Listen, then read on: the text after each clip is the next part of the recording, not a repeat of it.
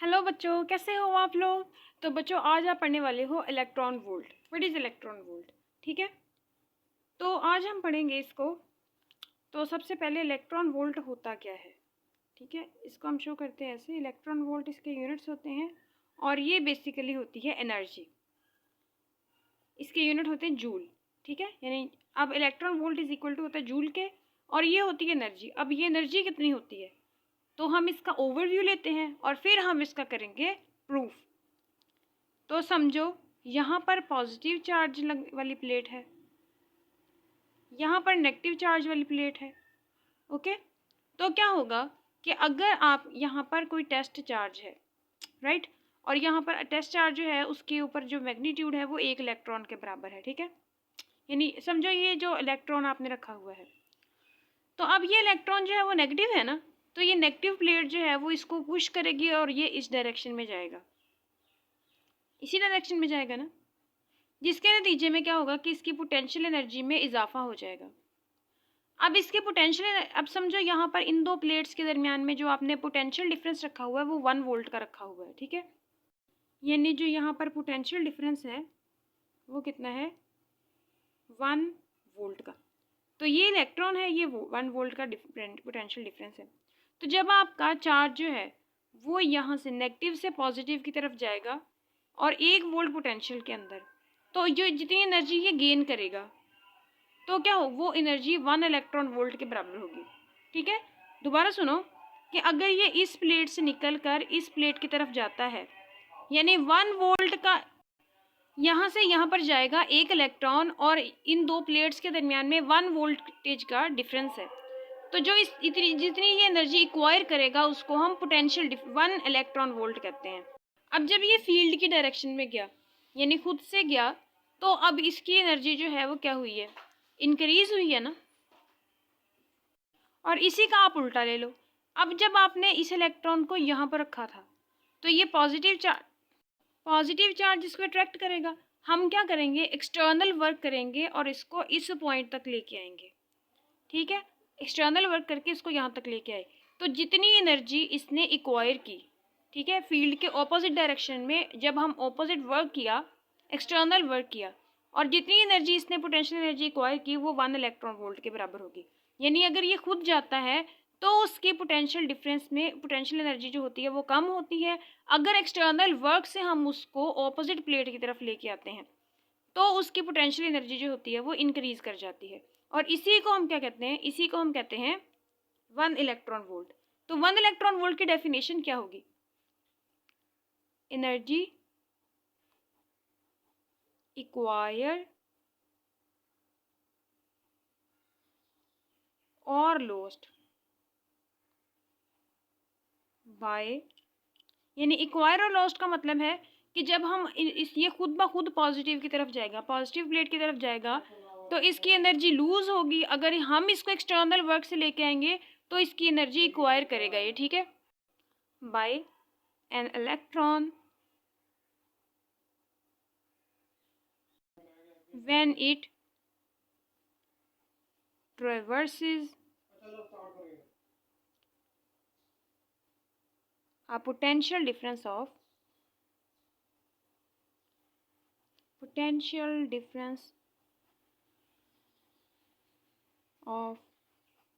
1 volt, right. अभी आपको ये भी पता चल गया, कुछ ओवरव्यू आपको मिल गया, डेफिनेशन भी मिल गई। अब हमने करना है इसका प्रूफ, और उसके लिए हमने क्या करना है, फिर से एक केस कंसीडर करना है। और वो केस क्या है, देखो केस आपका ये है कि समझो यहाँ पर आपकी है प्लेट, ये पॉजिटिव है और ये है नेगेटिव, राइट। और फील्ड की डायरेक्शन जो है वो ये वाली है, पॉजिटिव से नेगेटिव होती है हमेशा ही। ओके, मैं 3 लाइंस बना रही हूँ सो दैट आप जो इलेक्ट्रॉन की मोशन है उसको ज़्यादा अच्छे से देख सको। ठीक है, वरना ये सारा अंदर ही खिचड़ी पक जानी थी इसकी, तो फिर ऐसी खिचड़ी पकनी थी जो ना समझ आनी थी ना खाई जानी थी। तो खा तो आप ऐसे भी नहीं सकते, तो चलो समझ ही लो, तो इसलिए मैं ये 3 लाइनें बनाई हैं। तो समझो ये इस पॉइंट को आप ए बोल दो, इसको बी बोल दो, ठीक है। आपका यहाँ पर एक चार्ज पड़ा है, अभी आपने इलेक्ट्रॉन की बात नहीं करनी, अभी बात को समझ लो। टेस्ट चार्ज आपने रखा है और ये पॉजिटिव होता है हमेशा, तो इसके ऊपर क्या होगा, इसके ऊपर एक फोर्स लगेगी जो इस डायरेक्शन में आएगी, डाउनवर्ड डायरेक्शन में, और वो फोर्स कितनी होगी, F is equal to Q naught E. इतनी फोर्स होगी ना F इलेक्ट्रिक, ओके। तो ये इस पॉइंट से इस पॉइंट तक आ जाएगा। अब जब वो इस पॉइंट से इस पॉइंट तक आएगा, जब वो यहाँ पर था पॉजिटिव प्लेट पर, तो उसकी जो पोटेंशियल एनर्जी थी वो मैक्सिमम थी, राइट। जैसे ही वो नीचे आया खुद मूव करके इस पॉइंट पर आ गया, जब यहाँ पर था तो मैक्सिमम पोटेंशियल एनर्जी थी, जब वो यहाँ पर आ गया तो उसकी पोटेंशियल एनर्जी मिनिमम हो गई। क्यों? क्योंकि उसने यहाँ से इस डायरेक्शन में मूव करते हुए अपनी पोटेंशियल एनर्जी जो है वो कम कर दी है, क्योंकि वो खुद ब खुद आया है फील्ड के डायरेक्शन में, फील्ड ने उस पर फोर्स लगाई है। अब क्या हो कि इसी पॉइंट को जब वो इधर आ गया, हम ऑपोजिट डायरेक्शन में लेके जाना हो, जैसे अब ये चार्ज जो है वो इस पॉइंट पर पड़ा है, अब आपने उठाकर इसको यहाँ पर लेके जाना है। जब आप इसको ऑपोजिट डायरेक्शन में लेके जाओगे तो उसके लिए आपको एक्सटर्नल वर्क करना पड़ेगा ना, इस पॉइंट को यहाँ से उठाकर यहाँ तक ले जाने में। और जब आप यहाँ से लेकर इधर जाओगे तो उसकी पोटेंशियल एनर्जी जो है वो इंक्रीज कर जाएगी, क्योंकि एक्सटर्नल वर्क जो है वो पोटेंशियल एनर्जी में तब्दील हो गया है। और आपने लेके कैसे जाना है, लेके आपने इसको इक्विलिब्रियम में लेके जाना है, इक्विलिब्रियम में रखना है। कैसे इक्विलिब्रियम में रखोगे कि जितनी फोर्स ये इलेक्ट्रिक फील्ड इस चार्ज पर लगा रही है उतनी ही फोर्स एक्सटर्नली आप लगाओ।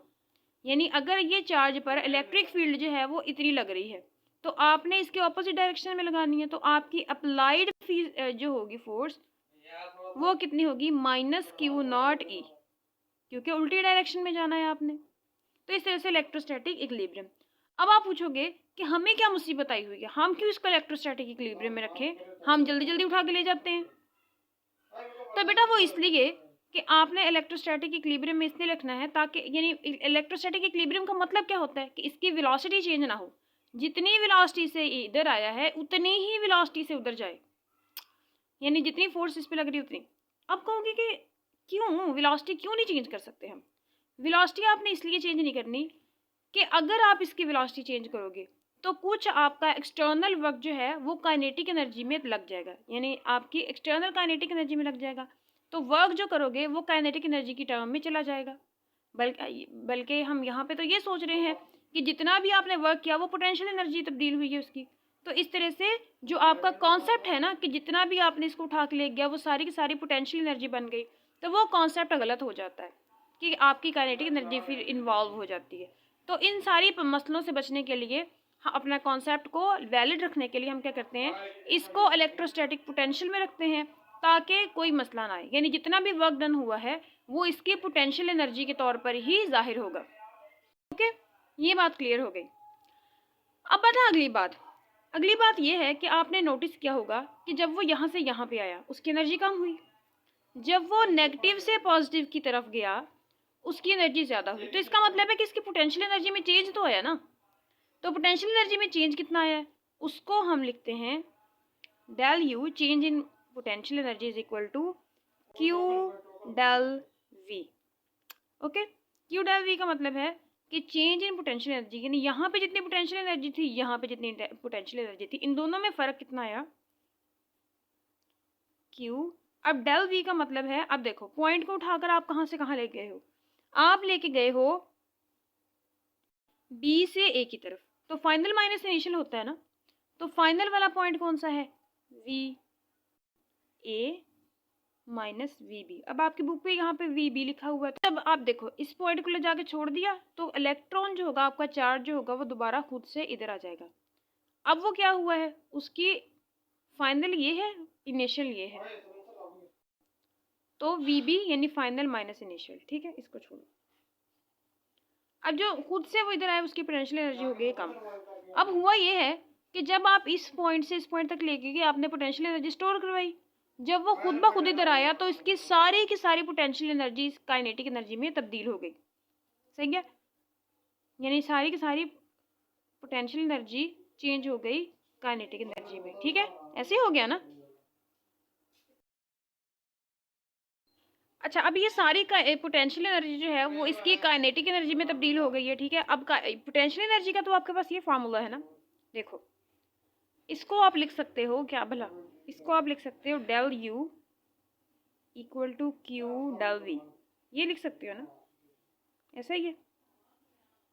तो अब ये हुआ क्या है कि अब बच्चे देखो यहाँ पर Q जो है, अगर आप यानी चार्ज जो है टेस्ट चार्ज की जगह पे अगर आप इलेक्ट्रॉन रख दो तो क्या होगा, उसकी भी तो काइनेटिक एनर्जी इतनी ही आएगी ना। तो अगर आपने वोल्टेज इन दोनों के दरमियान में, इन दो प्लेट्स के दरमियान में पोटेंशियल डिफरेंस लगाया है 1 वोल्ट का, तो यहाँ से यहाँ आने में इलेक्ट्रॉन की काइनेटिक एनर्जी कितनी होगी, ठीक है। अब देखो यहाँ पर आपके पास डेल यू यानी इसकी change in kinetic energy equal to हो जाएगा क्यू डेल वी। ओके, अब यहाँ पर क्यू आपने क्या रखा हुआ है, यानी चार्ज जो है, sorry Q note Q note Q note Q note Q note. अच्छा, तो यहाँ पे इलेक्ट्रॉन और यहाँ पे डेल वी, ये आपके पास है क्या आ गया, काइनेटिक एनर्जी का फार्मूला आ गया है। अब यहाँ पे आप वैल्यूज पुट कर दो, देखो तो इलेक्ट्रॉन के चार्ज के बारे में तो आपको पता है ना, वो कितना होता है, वो होता है 1.6 यानी del change in kinetic energy equal to 1.6 multiply by 10⁻⁻⁹ coulomb, यानी इतना इलेक्ट्रॉन पे चार्ज होता है। समझो जो आपने वोल्टेज लगाया हुआ है, पोटेंशियल डिफरेंस लगाया है वो 1 वोल्ट का है, तो यहाँ पर ये क्या हो जाएगा, change in kinetic energy sorry equal to 1.6 multiply by 10⁻⁹ coulomb volt, ठीक है। अब ये कूलम वोल्ट जो है वो जूल के बराबर होता है, कैसे कैसे बराबर होता है यहाँ पे देखते हैं हम।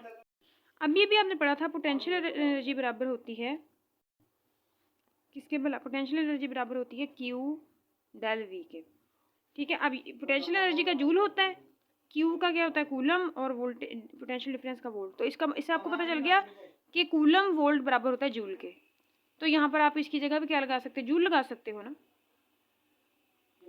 तो ये काइनेटिक एनर्जी आपके पास आ गई 1.6 मल्टीप्लाई बाय 10⁻⁻⁹ जूल। अब इसको आप कहते हो इलेक्ट्रॉन वोल्ट। अब इससे आपको एक चीज़ पता चलती है कि इलेक्ट्रॉन वोल्ट जो है ना वो एनर्जी है, ठीक है। जैसे इलेक्ट्रोमोटिव फोर्स है ईएमएफ, तो उसको हम कहते हैं, अक्सर कंफ्यूज हो जाते हैं कि वो फोर्स होगी, लेकिन वो क्या है, एनर्जी है। तो इसी तरह इलेक्ट्रॉन वोल्ट जो होती है ये भी एनर्जी होती है।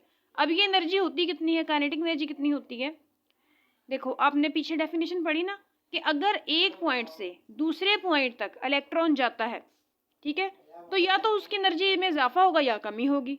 कैसे कमी होगी या इजाफा होगा, देखो तो ये खुद ब खुद पॉजिटिव से नेगेटिव की तरफ आता है, तो उसकी पोटेंशियल एनर्जी में कमी होगी क्योंकि वो खुद ब खुद आया है फील्ड की डायरेक्शन में। अगर एक्सटर्नल वर्क करके इसको लेके जाओगे तो इसकी पोटेंशियल एनर्जी में इजाफा हो जाएगा, यानी इधर को कमी हो रही है इधर में इजाफा हो रहा है। तो इसका मतलब है कि पोटेंशियल एनर्जी में चेंज तो आनी है ना, या तो वो गेन करे या फिर वो लूज करेगा, यहाँ यानी ऊपर को जाएगा तो गेन करेगा, डाउनवर्ड आएगा तो लूज करेगा। इसी तरह अगर आप इलेक्ट्रॉन के केस में देखो तो जब वो नेगेटिव से पॉजिटिव की तरफ जाएगा, इलेक्ट्रॉन पे नेगेटिव चार्ज होता है ना, तो वो नेगेटिव से पॉजिटिव जब हमने लेके जाना है तो खुद ब खुद जाएगा, तब उसकी पोटेंशियल एनर्जी कम हो जाएगी और वो काइनेटिक एनर्जी में तब्दील हो जाएगी। और जब वो पॉजिटिव से नेगेटिव हमें एक्सटर्नल वर्क करके लिए लाना पड़ेगा तो तब उसकी पोटेंशियल एनर्जी में इजाफा होगा। तो काइनेटिक एनर्जी में जो चेंज आता है जब एक इलेक्ट्रॉन एक वोल्टेज के पोटेंशियल डिफरेंस को क्रॉस करता है, तो हम कहते हैं कि जितनी एनर्जी उसने एक्वायर की है या लूज की है वो 1 इलेक्ट्रॉन वोल्ट के बराबर है, ठीक है। फिर से सुन लो कि एक वोल्टेज का पोटेंशियल डिफरेंस क्रॉस करने के लिए इलेक्ट्रॉन जितनी एनर्जी लूज या गेन करता है उस एनर्जी को हम 1 इलेक्ट्रॉन वोल्ट कहते हैं, ठीक है। क्लियर हो गया। अब हम करते हैं आपके एग्जाम्पल नंबर 12.4, ठीक है। Example number 12.4। अब यहाँ पर इसको बोला जाता है कि एक चार्ज है उसके ऊपर, यानी पार्टिकल है उसके ऊपर चार्ज है 2 इलेक्ट्रॉन्स का, ठीक है, और वो पोटेंशियल 3 वोल्ट में से पास करता है, यानी पोटेंशियल डिफरेंस है डेल वी 3 वोल्ट का, ठीक है। तो वो कह रहे हैं कि जी आप इसकी एनर्जी कैलकुलेट करें, एनर्जी कितनी होगी, यानी चेंज इन काइनेटिक एनर्जी आपने कैलकुलेट करनी है, तो वो कितनी होगी। तो यहाँ पर देखो बेटा फॉर्मूला आपके पास kinetic energy equal to Q del V. अब क्यू यहाँ पे कितना है 2 इलेक्ट्रॉन वोल्ट का और डेल वी कितना है आपके पास 3 वोल्ट का, सही है। तो यहाँ पर ये आपके पास आ जाएगा 6 इलेक्ट्रॉन वोल्ट। सही है। अगर आपने इसको इलेक्ट्रॉन वोल्ट से जूल में चेंज करना है तो आप कैसे कर सकते हो, देखो आप इसको कर सकते हो 6 इलेक्ट्रॉन का चार्ज लगा लो 1.6 मल्टीप्लाई बाय 10⁻⁻19 कूलम वोल्ट। तो ये आपके पास आ जाएगा 6 6 बार 36 3 हासिल 6 बार 6 3 9 इतना ही है जी, इतना ही है 10⁻⁻19 और ये कूलम वोल्ट जो होता है वो जूल होता है। अच्छा बेटा यहाँ से ना आपको एक और चीज़ पता चली है, क्या भला? वो कैसे होगा कि देखो 1 इलेक्ट्रॉन वोल्ट बराबर होता है 1.6 मल्टीप्लाई बाय 10⁻⁻19 जूल के। और अगर आपने देखना हो कि एक जूल में कितने इलेक्ट्रॉन वोल्ट होंगे, अच्छा मुझे एक बात बताओ, ये इलेक्ट्रॉन वोल्ट बड़ा है या जूल बड़ा है, यानी इसकी वैल्यू बड़ी है? तो अगर आप ये देखना चाहो कि एक जूल में कितने इलेक्ट्रॉन वोल्ट होंगे तो आप कैसे निकाल सकते हो भला? यहाँ पर भी डिवाइड कर दो मल्टीप्लाई बाय 10⁻⁻19 इलेक्ट्रॉन वोल्ट, और यहाँ पर भी आपने डिवाइड कर देना है multiply by 10⁻⁻19 1.6 multiply by 10⁻⁻19 equal to joule. अब ये कैंसिल आउट हो गए। यहाँ पर ये आपके पास क्या हो गया 1/1.6 मल्टीप्लाई बाय 10⁻⁻, ये ऊपर जाके पॉजिटिव हो जाएगा electron volt equal two joule. यानी एक जूल के अंदर इतने इलेक्ट्रॉन वोल्ट होते हैं, यानी 10⁻⁻19, ठीक है, सॉरी माइनस पॉजिटिव। इसका मतलब क्या है कि जूल बड़ा है और इसके अंदर इलेक्ट्रॉन वोल्ट जो है वो छोटा यूनिट है।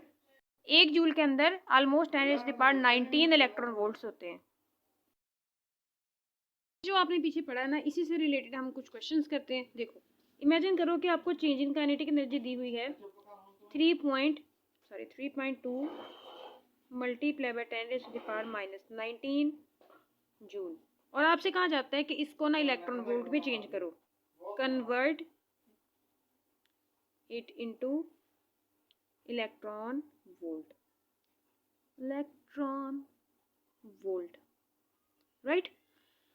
अब क्या होगा कि आपने करना ये है कि जी चेंज इन काइनेटिक एनर्जी बराबर होती है 3.2 10⁻⁻19 जूल के। अब आपको पता है बेटा एक जूल जो होता है, देखो यहाँ पर ना इसका रफ अमल कर लो। देखो 1 इलेक्ट्रॉन वोल्ट किसके बराबर होता है 1.6 मल्टीप्लाई बाय 10⁻⁻19 जूल के, इसी के बराबर होता है ना।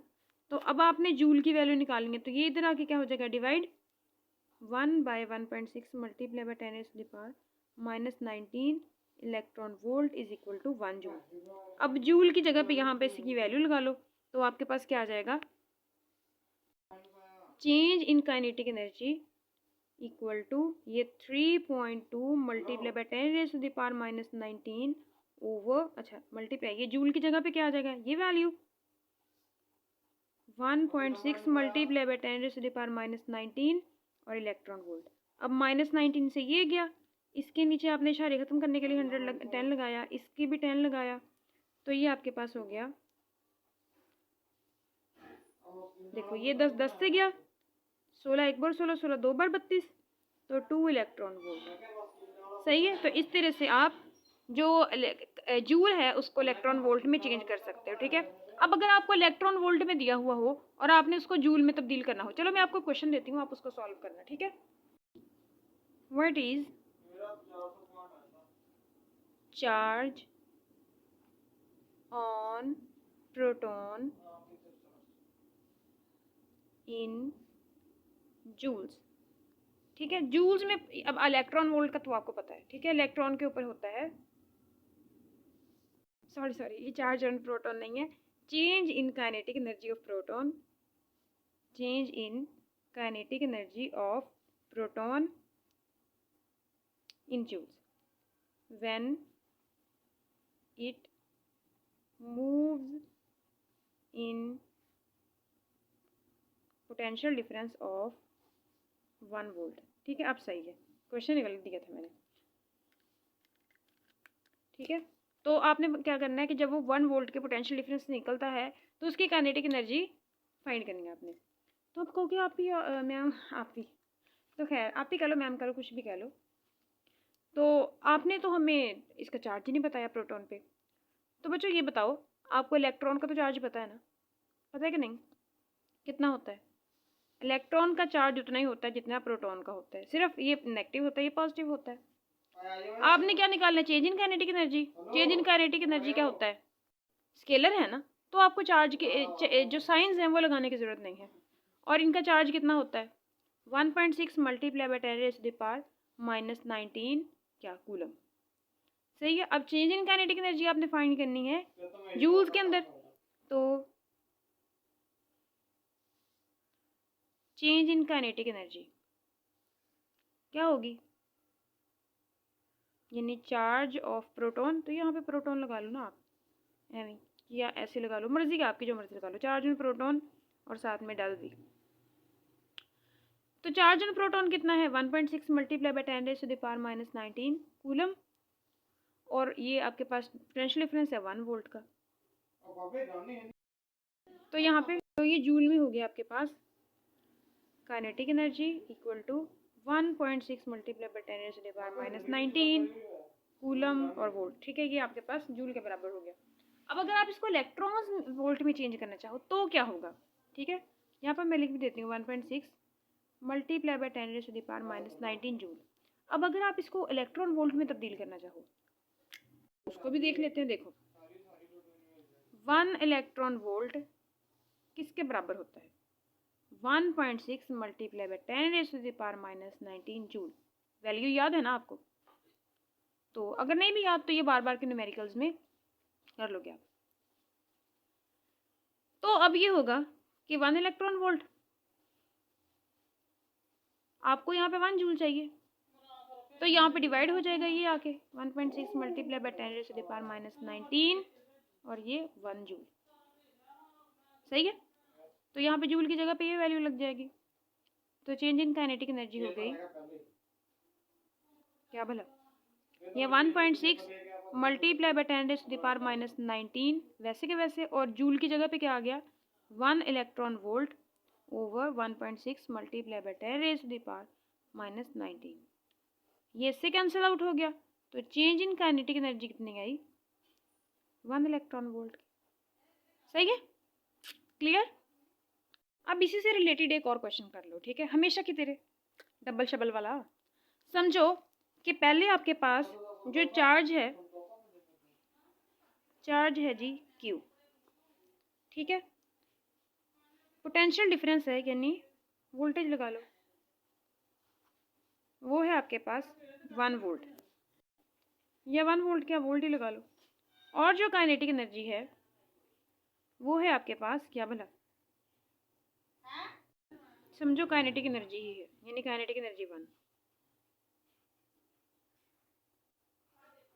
ठीक है, अब होता क्या है कि आप क्या करते हो कि इस यानी यही चार्ज है, इसको उठाकर ऐसे वोल्टेज में ले जाते हो, ऐसी जगह पर ले जाते हो जहाँ पे पोटेंशियल वोल्टेज जो है वो डबल हो गया। यानी अगर आप वोल्टेज को डबल कर दो, पोटेंशियल डिफरेंस को डबल कर दो।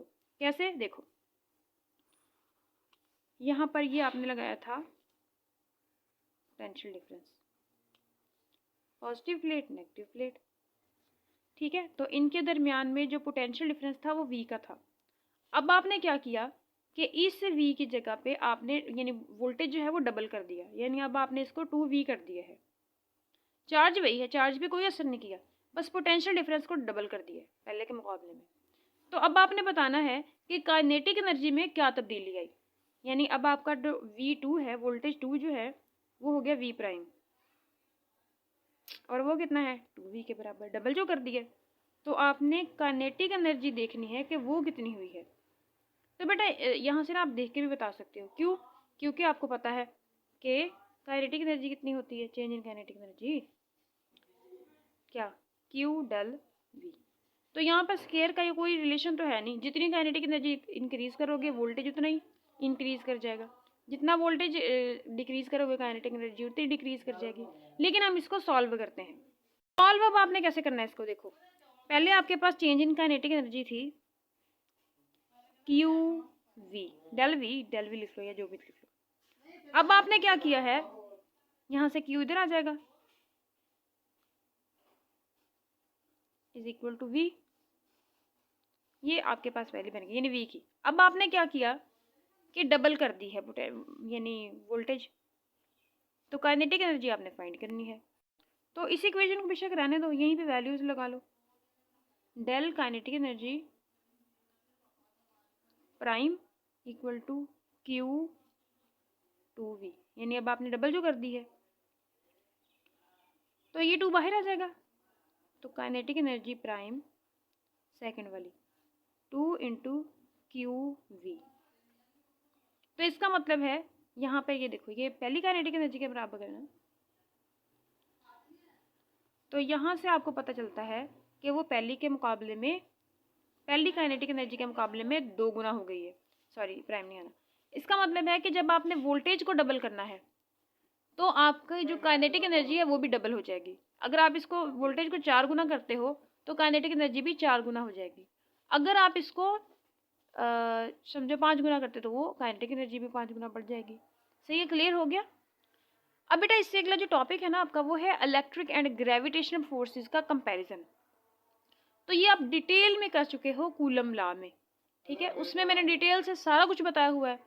तो अगर आपने वो ये टॉपिक करना है तो आप वो वाली वीडियो देख सकते हो, ठीक है, स्किप करके देख लेना बेशक लेकिन खैर वो इंटरेस्टिंग वीडियो है, आपको अच्छा लगेगा देख के। तो वो मैंने वहाँ पे टॉपिक को कवर कर दिया है। अब अगला जो हमारा है वो है milk and oil drop experiment, ठीक है, अब हम उसको करते हैं। तो चलो फिर आ जाओ, शाबाश।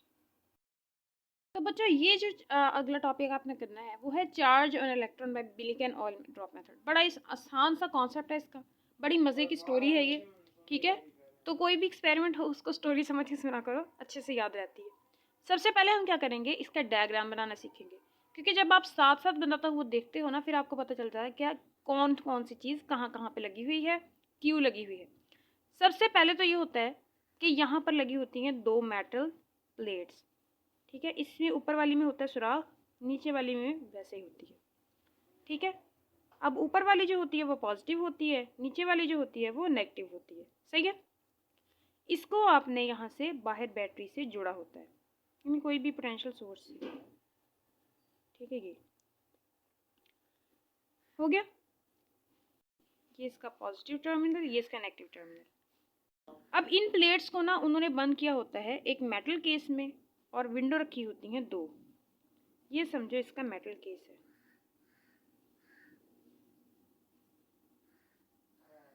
ओके।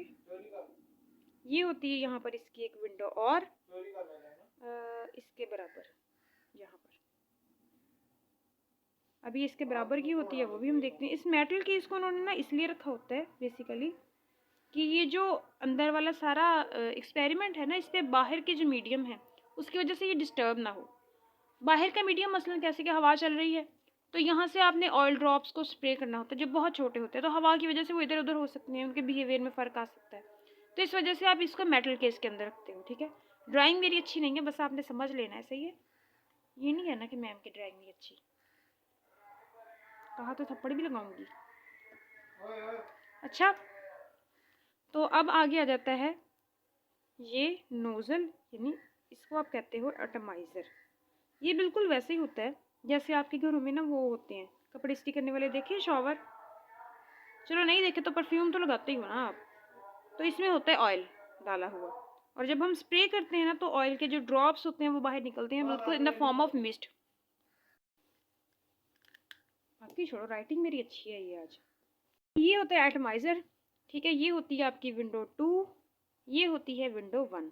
अब विंडो 1 का मकसद क्या होता है, विंडो 1 का मकसद होता है ये कि यहाँ पर आपने लगाया होता है एक लेंस, ठीक है, और यहाँ पर होता है कोई बिजली लाइट का सोर्स, यहाँ से लाइट आती है ऐसे, ठीक है, और इससे डिफ्लेक्ट होकर यहाँ तक, यहाँ पे, ठीक है। अब समझो इन प्लेट्स के दरमियान में जो आपने सेपरेशन रखी है ना वो डी रखी है। तो बच्चों जब आप यहाँ से स्प्रे करते हो ना, ठीक है, अभी आपका एक्सपेरिमेंटल सेटअप जो है ना वो पूरा हो गया। यहाँ पर आपने ये माइक्रोस्कोप भी रखी होती है, ठीक है, पीछे वाली साइड पे, ताकि आप ना इसको देख सको, इसकी मोशन को। किसकी मोशन को मैम, वो भी बताती हूँ किसकी मोशन को, ठीक है। ये यहाँ से आपने लाइट सोर्स, ताकि वो जो यहाँ से आप स्प्रे करते हो इसको, तो इसमें से काफ़ी अमाउंट में ड्रॉप्स जो होते हैं ना वो मिस्ट की फॉर्म में निकलते हैं। अब ये इस जो एटमाइज़र होता है ना, ये दो तरह का काम करता है। दो तरह का काम क्या करता है देखो, एक तो ये ऑयल के छोटे छोटे ड्रॉपलेट्स में आता है। दूसरी बात ये होती है कि जब हम स्प्रे करते हैं ना तो फ्रिक्शन की वजह से फ्रिक्शन की वजह से क्या होता है कि इन ड्रॉप्स जो होते हैं ना इसके ऊपर चार्ज आ जाता है। अब अगर आप बुक में देखो ना बड़े सारे नाम दिए हुए हैं P1 P2 फलाना टमकाना, लेकिन उससे क्या होगा कि कन्फ्यूजन बढ़ जाती है। तो हमने जितना सिंपल हो सके उतना सिंपल समझना है। जितनी चीज़ की ज़रूरत है ना हम सिर्फ उसी को नाम देंगे, बाकियों की ज़रूरत नहीं है। ठीक है, तो यहाँ से एटमाइज़र से वो ये रिचार्ज कर देगा। कुछ ड्रॉपलेट्स पे पॉजिटिव चार्ज आ जाएगा, किसी पे नेगेटिव चार्ज आ जाएगा और वो नीचे की तरफ गिरने लग जाएंगे। जब वो नीचे की तरफ गिरेंगे ना तो एक ड्रॉपलेट यानी कुछ ड्रॉपलेट्स जो होंगे ना वो इस नोजल से निकल कर, इस सुराख से निकल कर ना यहाँ पे आ जाएंगे। ठीक है, अब इनमें ऐसे भी होंगे जिन पे पॉजिटिव चार्ज है, ऐसे भी होंगे जिन पे नेगेटिव चार्ज है। हमारा लेना देना सिर्फ उस ड्रॉपलेट से जिस पे नेगेटिव चार्ज है। आपको कैसे पता चलेगा नेगेटिव चार्ज है उस पर? जिस पे नेगेटिव चार्ज होगा ना ये नेगेटिव वाली प्लेट इसको ऊपर की तरफ रिपेल करेगी, आपको पता चल जाएगा ये नेगेटिव है। यहाँ से इस लाइट की वजह से वो चमकेगा, पीछे माइक्रोस्कोप से आप उसका साइज बड़ा करके देख रहे हो। सब कुछ क्लियर है, everything is going to be clear. वो क्या होता है भला? हाँ, all is well, everything is well, all is well. ठीक है, तो अच्छा खैर, अब होगा क्या कि समझो इन दो प्लेट्स के दरमियान में आपने इलेक्ट्रिक फील्ड लगाई हुई है और वो इलेक्ट्रिक फील्ड इसके ऊपर फोर्स लगाती है अपवर्ड डायरेक्शन में, और वो फोर्स कितनी होगी? फोर्स होगी QE के बराबर। ठीक है, F इलेक्ट्रिक लगा लो इसको। चलो, अब यहाँ पे Q क्या है? Q है यहाँ पर ड्रॉपलेट के ऊपर चार्ज, सही है। यानी यहाँ पर Q है is equal to charge on droplet, charge on droplet, और E जो है ये स्ट्रेंथ ऑफ इलेक्ट्रिक फील्ड है जो आपने यहाँ पर लगाई हुई है। स्ट्रेंथ ऑफ इलेक्ट्रिक फील्ड या फिर इलेक्ट्रिक फील्ड इंटेंसिटी इलेक्ट्रिक। अच्छा, आपको पता है ये वेक्टर होते हैं दोनों ऐसे, चार्ज भी वेक्टर होता है। हाँ हाँ, मुझे पता नहीं होता of course. Charge strength of electric field, ठीक है। अच्छा, ये आपके इलेक्ट्रिक फील्ड है, ऊपर की तरफ धकेल लेगी, लेकिन उसका वेट भी तो होगा जो डाउनवर्ड डायरेक्शन में आ रहा है। ठीक है, वेट की वजह से वो नीचे भी तो गिर रहा है। वेट होगा उसका mg, वेट होगा यानी Fg लगा लो, ग्रेविटेशन की वजह से वेट होता है ना, तो वो होगा mg। अब m जो होगा वो क्या है? Mass of droplet. m क्या है? Mass of droplet. आपको कितना छोटा इसका मैस हम कैसे करेंगे? तो हम मैस निकालने का भी फॉर्मूला बताएंगे, क्योंकि जो चीज़ हम कर नहीं ना सकते तो उसको हम मैथमेटिकली कुछ जुगाड़ लगा लेते हैं उसके। Mass of droplet, math of droplet. ठीक है, और जी जो है वो आपको पता है ग्रेविटेशन एक्सेलरेशन है। तो देखो बेटा, अब होगा क्या कि वेट की वजह से वो नीचे गिरेगा, इस इलेक्ट्रोस्टैटिक फोर्स की वजह से वो ऊपर जाएगा। आपने क्या करना है, इस प्लेट के ऊपर इलेक्ट्रिक फील्ड को यानी पोटेंशियल डिफरेंस को इस तरह से एडजस्ट करना है कि ये दरमियान में हिले ना, बस उधर ही पड़ा रहे। अब वो कब होगा? जब डाउनवर्ड, अच्छा यहाँ पे बना ही लेती हूँ मैं, देखो डाउनवर्ड डायरेक्शन में लग रहा है mg, अपवर्ड डायरेक्शन में लग रहा है इलेक्ट्रोस्टैटिक फोर्स यानी QE। अब अगर ये दोनों फोर्सेस बराबर हो जाएं तो ये खड़ा हो जाएगा ना अपनी जगह पे, तो हमने यही करना है, खड़ा ही करना है इसको। तो वहाँ पे क्या होगा कि हमने दोनों फोर्सेस बराबर हो जाएंगी, तो हम यहाँ पे लिख सकते हैं क्या भला? यहाँ पर हम लिख सकते हैं आपकी जो इलेक्ट्रिक फोर्स है वो बराबर है ग्रेविटेशनल फोर्स के, और इलेक्ट्रिक फोर्स क्या थी? QE, और ग्रेविटेशनल फोर्स क्या थी? mg, right. अच्छा, तो अब आपने निकालना क्या है? चार्ज। तो यहाँ से mg ओवर E, ये आपके पास आ गया चार्ज। बस काल ख़त्म। ये इसमें फार्मूलाज के अंदर वैल्यूज़ लगा लो और चार्ज निकाल लो। नहीं नहीं, इतना आसान नहीं है, मैथ्स कहाँ से लेना है आपने। देखो, आपने पीछे वाले सेक्शन में एक वैल्यू पढ़ी थी, वो क्या थी भला? कि E is equal to Q नहीं, E is equal to V/D। अब ये कहाँ से आई, नई नहीं आई कहीं से, ये पीछे वाले में, ये पोटेंशियल ग्रेडियंट वाले में पढ़ के हटे हो। क्या होती थी कि E is equal to minus del V by del R, ये नहीं होती थी। तो इसी को बस मैंने सिंप्लीफाइड फॉर्म में लिख दिया। तो ई की जगह पे जब आप वैल्यू लगा दोगे इसकी वी बाई डी की, तो ये आपके पास क्या बन जाएगा, इसकी शक्ल कुछ बन जाएगी ऐसे, Q is equal to M G, E की जगह पे आ गया वी बाई डी और डी ऊपर चला गया, M G D by V. सही है, ये आ गया। आपको पता है ये इतने छोटे छोटे स्टेप्स भी ना मैं इसलिए करती हूँ क्योंकि इसमें भी बंदा कभी कभी कंफ्यूज हो जाता है, और मैं अपने टाइम में तो यहाँ पे कंफ्यूज ही रहती थी कि ऊपर कैसे चला गया, ये नीचे कैसे आ गया। इस वजह से मैं चाहती हूँ कि सारे क्लियर कर दूँ। अच्छा, ये वैल्यू आ गई है आपके पास। अब आपने करना क्या है, देखो यहाँ पर जी क्या है, ग्रेविटेशनल एक्सेलरेशन बताइए आपको। डी जो है वो इन दो प्लेट्स के दरमियान में डिफरेंस है, वो भी आप देख सकते हो। ये क्या है, पोटेंशियल डिफरेंस, वो भी आप वोल्ट मीटर लगा के इजीली फाइंड कर सकते हो। मसला किसका है, आपके गले में अटकी हुई है हड्डी, ये मैस, ये अटकी हुई हड्डी है ना, इसको आप उगल सकते हो ना आप इसको निगल सकते हो। तो कुछ आपने करना है कि इसका मसला सॉल्व हो, क्योंकि ये इतना छोटा है आप इसका मैस नहीं कर सकते। तो आपको पता है ना कि जिस चीज़ का मैस हम यानी कैलकुलेट ना कर सकें, तो दीगर फार्मूलाज जो होते हैं उनके जरिए हम निकालते हैं इसका जुगाड़। तो वही जुगाड़ निकालना है। अब आपने जुगाड़ आपने कैसे निकालना है कि देखो यहाँ पर आपने पोटेंशियल डिफरेंस जो है ना उसको बंद कर देना है, यानी इलेक्ट्रिक फील्ड को गायब कर देना है। जब आप इलेक्ट्रिक फील्ड को गायब करोगे तो ये क्या करेगा भला, ये अपने वेट की वजह से डाउनवर्ड डायरेक्शन में गिरना शुरू कर देगा। अब ये चूंकि खत्म हो गई है तो अकेला वेट ही रह गया ना, तो वेट की वजह से नीचे गिरेगा, ऐसा ही है। तो अब आपने करना क्या है, इसी की लेनी है एप्लीकेशन। अब यहाँ पर ना ज़रा आप अपना फर्स्ट ईयर वाला जो है वो रिकॉल करो। फ्लूइड डायनामिक्स के चैप्टर के शुरू में आपने क्या पढ़ा था, याद है कुछ? उसमें आपने पढ़ा था कि जब भी फ्लूइड के अंदर कोई पार्टिकल मूव करना चाहता है तो उस पर लगती है ड्रैग फोर्स।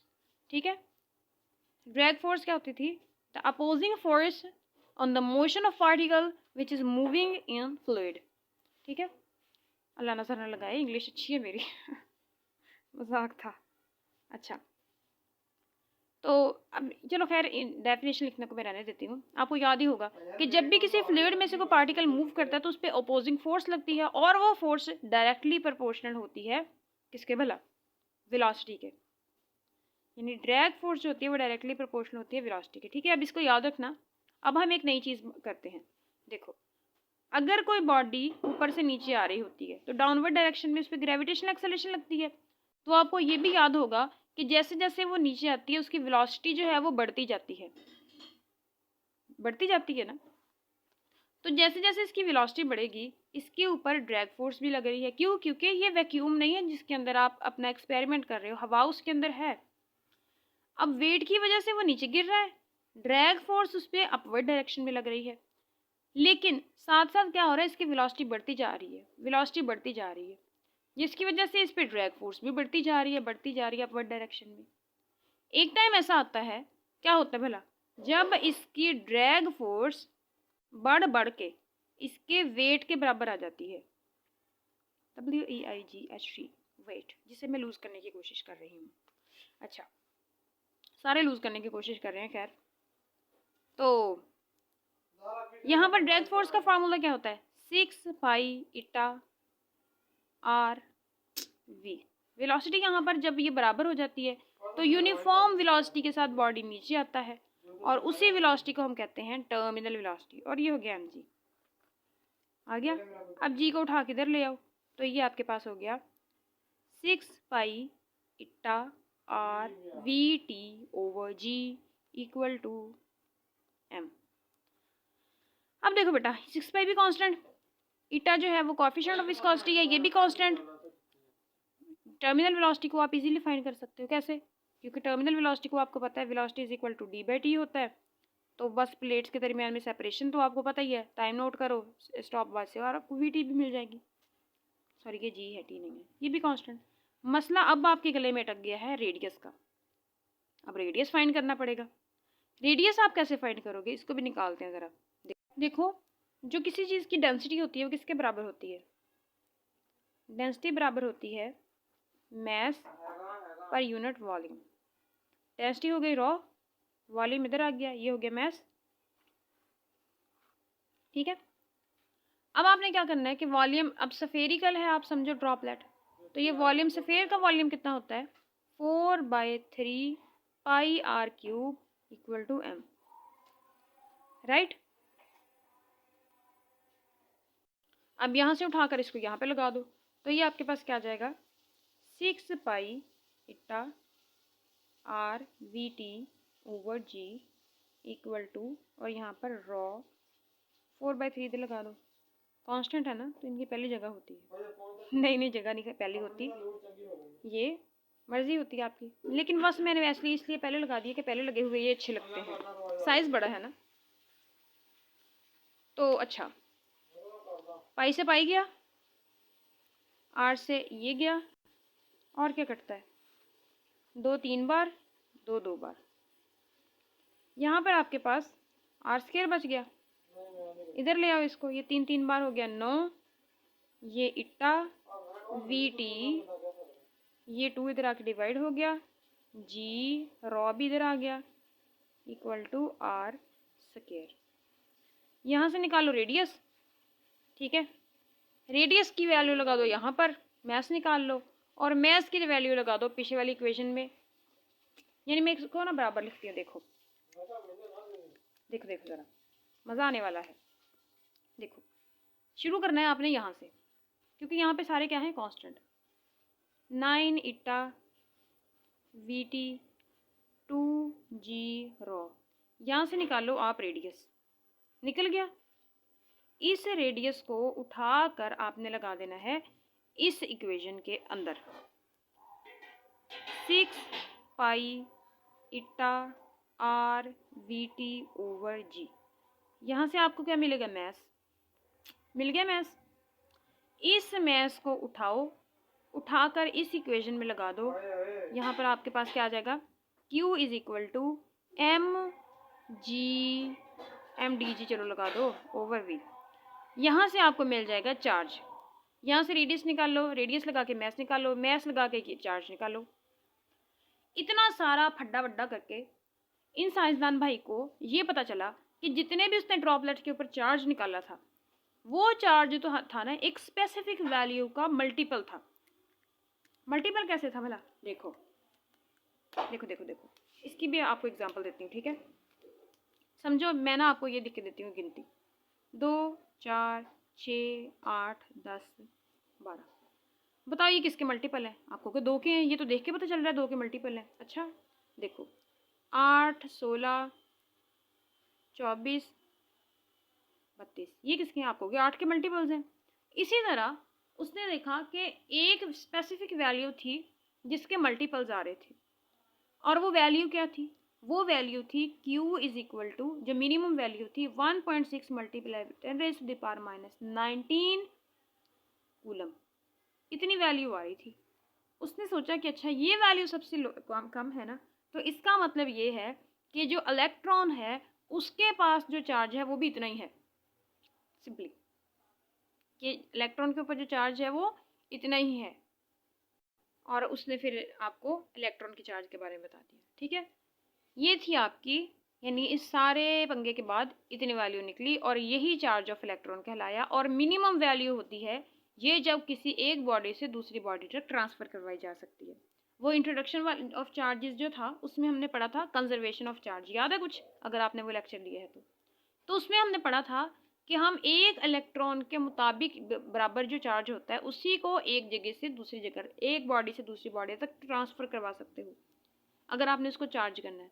अब चार्ज जब आपने किसी बॉडी को करना होता है, पॉजिटिव चार्ज करना है तो उसमें से इलेक्ट्रॉन निकाल लो, हाँ नेगेटिव चार्ज करना है तो इलेक्ट्रॉन ऐड कर दो, यही को तरीका होता है ना, इसके अलावा तो कोई तरीका नहीं है आपके पास, इलेक्ट्रॉन को डिस्प्लेस करा दो।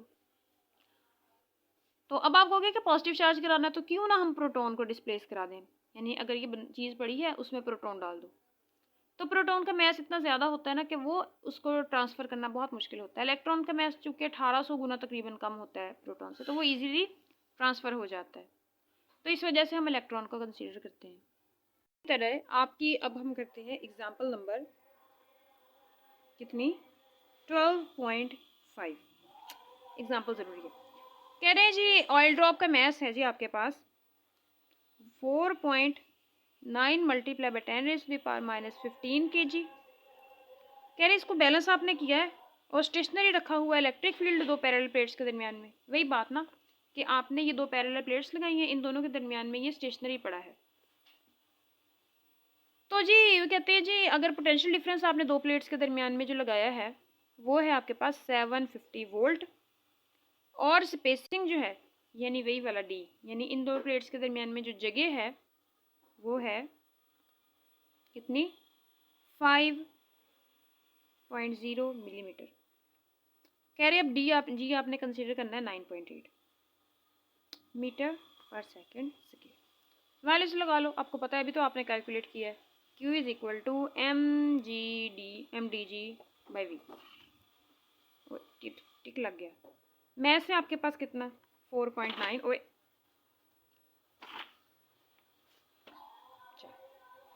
Multiply by 10⁻⁻15 kg।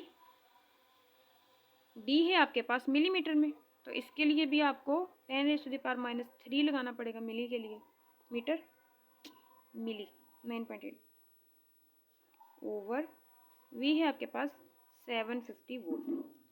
जब आप इसको कैलकुलेटर से करोगे तो आपके पास आंसर आएगा कितना भला 3.2 मल्टीप्लाई बाई 10⁻। अच्छा ये पावर्स जो होती है ना इनको बच्चे को कैलकुलेट करना ना बड़ा मुश्किल लगता है, तो उसको ना मैं आपको कैलकुलेट करना सिखा देती हूँ। अगर आपको नहीं आता है तो वेल एंड गुड।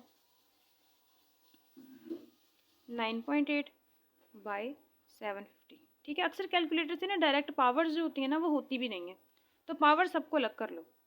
10⁻⁻15 10⁻⁻3। अब पावर्स जो बेस सेम हो तो पावर्स क्या हो जाती हैं एडअप, तो ये इन सारे घिचमिच करके तो आपके पास इसको कर लेना और ये पावर्स आपके पास आ जाएंगी, यानी ये सारा कैलकुलेटर से हो जाएगा और यहाँ पे पावर आपके पास आ जाएगी -18। सही है, इतनी है, हाँ इतनी है। तो बच्चों ये था आज आपका, नहीं ये नहीं था, अभी हमने प्रॉब्लम करने हैं। ठीक है, खैर रहने देते हैं प्रॉब्लम को। तो ये था आज आपका टॉपिक और ये था आपका लेक्चर। होप्स हो कि आपको समझ आ गई होगी। मिलते हैं अगले लेक्चर में, तब तक के लिए आप अपना ख्याल रखना। अल्लाह हाफिज़।